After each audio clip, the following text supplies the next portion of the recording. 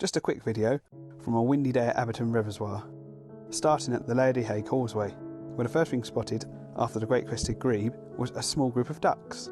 There wasn't much about in the strong wind, but what little there was reasonably close to the leeward side of the causeway, relatively sheltered from that very strong wind. A closer look at the ducks showed they were not just tufted ducks, but also their less common relative, the greater scaup too. I could tell they were scaup pretty much straight away because their back had lots of grey feathers. They had that big white patch at the base of the bill, and they were bigger in size, with a wider bill too. You can see the difference as this one passes behind a female tufted duck here.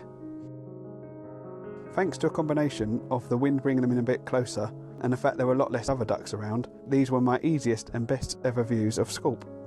This species is mainly a winter visitor in the UK and are typically a sea duck, which is where most of the 3,000 visited birds overwinter in the northern half of the UK.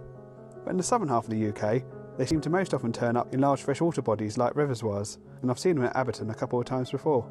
They spend the summer breeding in Iceland, Scandinavia and Russia, with only the occasional pairs trying to breed in the UK.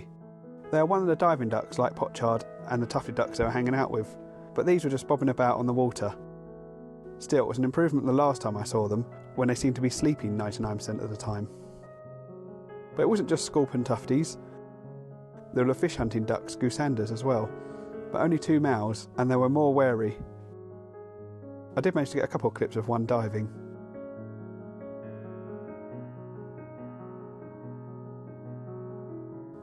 On the causeway itself, a redshank was walking along the shoreline, picking off invertebrates.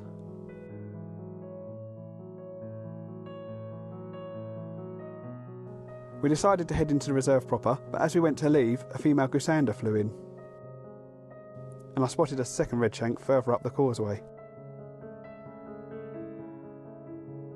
As we entered the reserve, the wind got even worse. So bad, the audio of the clips of me talking to the camera were unusable. Hence you get to avoid seeing my face in this video. As we walked in, there was a nice flock of filfare in the hedgerow, but only one stayed long enough to get any footage of it.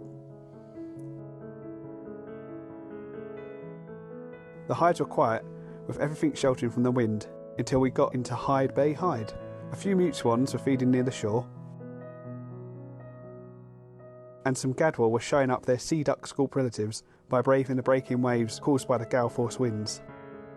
Further out, the juvenile gulls were seeming to enjoy the wind, washing and diving into the water.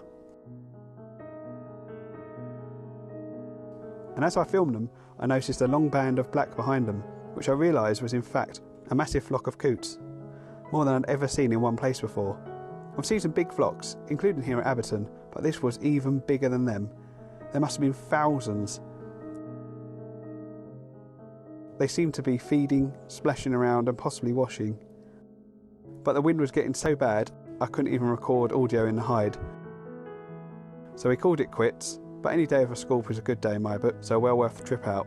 Thanks for watching, and I'll see you in the next video.